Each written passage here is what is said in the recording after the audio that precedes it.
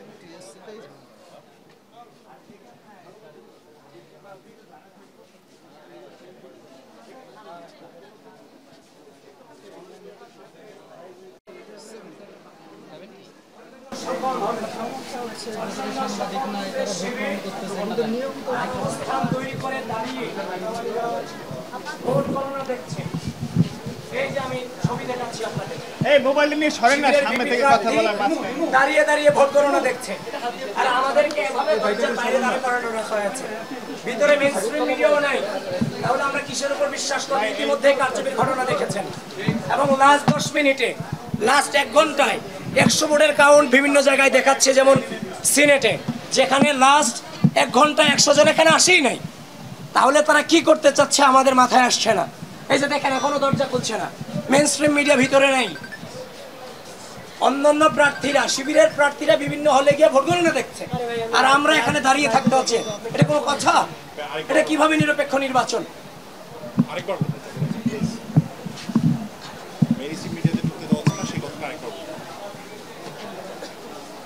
আমরা দেখতে পাচ্ছি মেইনস্ট্রিম মিডিয়াগুলোকে ঢুকতে দেওয়া হচ্ছে না, এবং শিবিরের বিভিন্ন প্রার্থীগুলো বিভিন্ন জায়গায় বিভিন্ন হচ্ছে যে আপনার যে ভোট কেন্দ্রগুলোতে আছে। তাহলে আমাদের ক্ষেত্রে কেন বৈষম্য? এখন আমরা কেন প্রবেশ করতে পারবো না? আমরা এখানে কতক্ষণ দাঁড়িয়ে আছি, ওরা একজনের লোক আসতেছে না এখানে।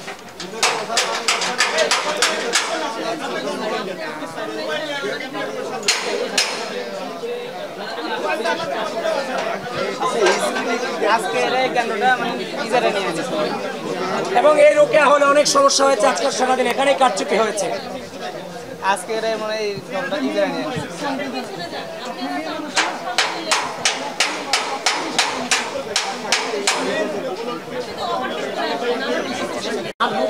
গেটের সামনে আমাকে ঢুকতে দেওয়া হচ্ছে না। প্রার্থী হিসেবে ভোট কাউন্টিং দেখার অধিকার স্যার আমার আছে। শিবির সব জায়গায় গেছে, তাহলে আমাকে কেন এখানে ঢুকতে দেওয়া হচ্ছে না স্যার? আপনি দ্রুত, আমি এখনো পর্যন্ত 10 মিনিট এখানে দাঁড়ায় আছি, এর কাছে কিছু নাই। আমরা গেছি বলে বাধা নাই। তাহলে এখানকার যে রিটার্নিং অফিসাররা আছে তাদের কিসের বাধা বলেন? আমি তো আপনাদের সামনে কথা বললাম, উনি বলছে কোনো বাধা নাই আমাদেরকে ঢুকতে। তাহলে তারা কেন এভাবে গেট আটকে রেখেছে এবং এই রোগ চুপি হয়েছে?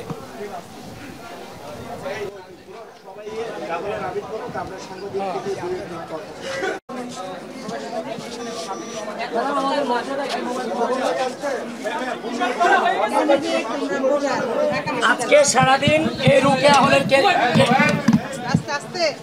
সারাদিন এই রুকিয়া হলের কেন্দ্রে যে নাটক আপনারা করেছেন, এটা কোনোভাবে আপনাদের কাছ থেকে আমরা আশা করিনি। সারাটা দিন আমাদেরকে এখানে আসতে বাধা দিয়েছেন, এবং এই ভোট কেন্দ্রে ভোট কারচুপি হয়েছে, আবার সেটা এবং আগে থেকে ব্যালট কেটে রাখা হয়েছে, কোর্স মার্ক দেওয়া হয়েছে, সেটার প্রমাণও কিন্তু আছে। এখনো পর্যন্ত শিবিরের সকল ক্যান্ডিডেট সকল ভোট কেন্দ্রে প্রবেশ করে ভোট গণনা দেখতে পাচ্ছে।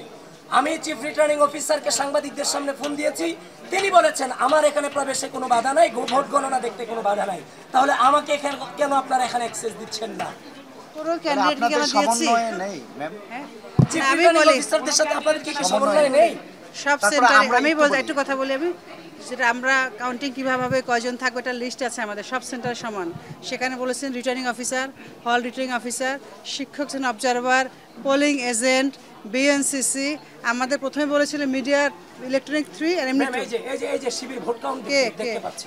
আচ্ছা আমি একটা কথা বলি, তাহলে শিবির আমরা প্রবেশ কেন করেছিল বললে কিন্তু কোথায়? তাদেরকে বের করে দেওয়া হয়েছে। তাদেরকে বের করে দেওয়া হয়েছে। আমি পোলিং এজেন্টের সাথে কথা বলেছি। তুমি কথা বলো না। বিভিন্ন জায়গায় অবস্থান করছে। এই আপনারা শুনেন, ওরা সব এজেন্ট। রিটার্নিং অফিসার আমাকে বলেছে কেন্দ্রে ভোট গণনা দেখতে আমার কোনো বাধা নাই। আপনি আসতে চান? আর ম্যাডাম আমরা ভোট গণনা দেখতে আমি পারমিশন নেই। আমরা মাত্র শুধু হল খুলেছি, এজেন্টে সব রেখে, ডাকসু এখনো খুলিনি আমরা। আপনাদের অবহেলার কারণে আমরা রুকিয়া হলে আমাদের ছাত্র দলের এজেন্ট পর্যন্ত দিতে পারিনি। কেন? ওই যে আছে তো। আমি ভিপি হিসেবে আমার কোনো এজেন্ট আমি দিতে পারিনি। কেন এলাও করে না? সকল ভিপির তো এই এজেন্ট। বাবা তুমি কথা বলো না, তুমি না কথা বলো না, কথা আমি বলছি। ও আছে, ওরা একটা দল, ও তো আছে ছাত্র দল, ও আছে। হ্যাঁ, আর এই মেঘলা আচ্ছা আপু, আপনি অনুমতিটা নেন। আরে আপু একটু যমুনা টিভি চ্যানেল 24 যদি আমরা ইংলিশ পত্রিকা আমি ডাকসু এখনো খুলিনি, যদি আমাকে অন্য হলে হয় ঢুকে দিব, আমার কোনো কিছু না। 4টা মিডিয়া দেন, একটা ইংলিশ পত্রিকা দেন আর আমি বলি যমুনা আমাকে চ্যানেল জমাতে দিদা চ্যানেল আমাকে দিয়েছে ডিউটি। এইগুলো কেন করে? আমি বলি বাংলাদেশে যদি যমুনা টিভি চ্যানেল 24 ইত্তেফাকের মতো পত্রিকা কেউ এখানে রিপোর্ট করবে আর যমুনা একটা ইউনিভার্সিটি এই বের শুনেন, হচ্ছে আমরা শুনেন, আপনি শুনেন এদিকে। চ্যানেল 24 যেখানে আছে সেখানে আসুন।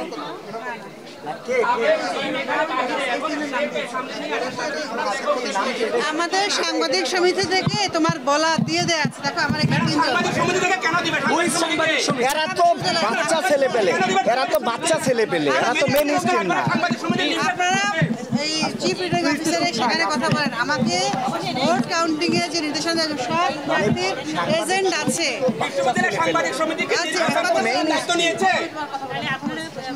এখন বলছি তো অনুমতি তো ম্যাডামকে 10-12 বার ফোন দিচ্ছি। আমি অনুমতি আমি দেব। এখন সমাধান হয় চ্যানেল 24, এটা হোক, যমুনা কথা টিভি, বলি তারপর সময় টিভি আর ইংলিশ পত্রিকা থেকে। এই চারজন ঢোকা। 4000 সাংবাদিক আছে আমার এই টিসি তে। অন্য সেন্টারে ঢুকলে আমি পারমিশন দেব, আমার কিছু না। আচ্ছা কথা বলেন ম্যাম, আমরা পিকেন চুজ করতে পারবো না, আমাদের সাংবাদিক সমিতি আছে, ছাত্র তো আমাদের ছাত্র, ঠিক আছে? আপনি ছাত্র বলছি না, এরা তো রানিং ছাত্র। তা আমরা তো বের হয়ে গিয়ে আমরা তো 15 বছর সাংবাদিক অভিজ্ঞতা। আমাদেরকে যাকে স্যার আজকে তো আপনার বিরুদ্ধে নিয়ম বহির্ভূত কাজ করতেছেন। এই যে আপনারা বলতেছেন সাংবাদিক সমিতি আপনাকে পক্ষপাত বলতে পারবে, এটা তুমি ভালো করে জানো। প্রধান নির্বাচন কমিশনের কথা বলেন, উনি যদি আমাকে ইনস্ট্রাকশন দেয়, শুধু আমরা বলছি আর 3টা মিডিয়া ঢুকতে দেন, সেটাই দিলেন না আপনারা। আচ্ছা নেন ডিসিশন নেন।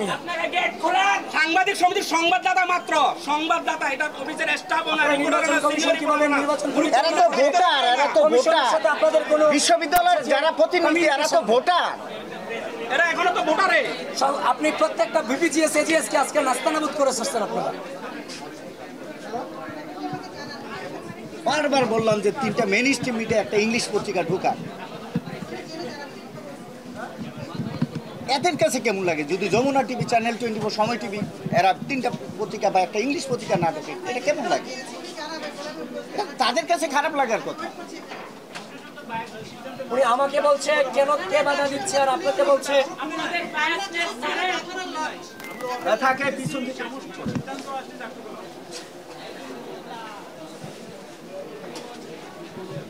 বিশ্ববিদ্যালয়ের গুলো আবার 2000 টাকা 5000 টাকা বেতন দেয় ওরা সাংবাদিক। ওরা লিস্ট দেয়, মানে কি একটা অবদস্ত বিষয়।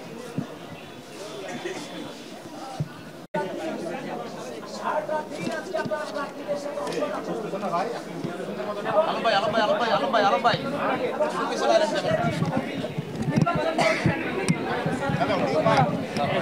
অডিও দিয়ে আমার আছে, অডিও আছে।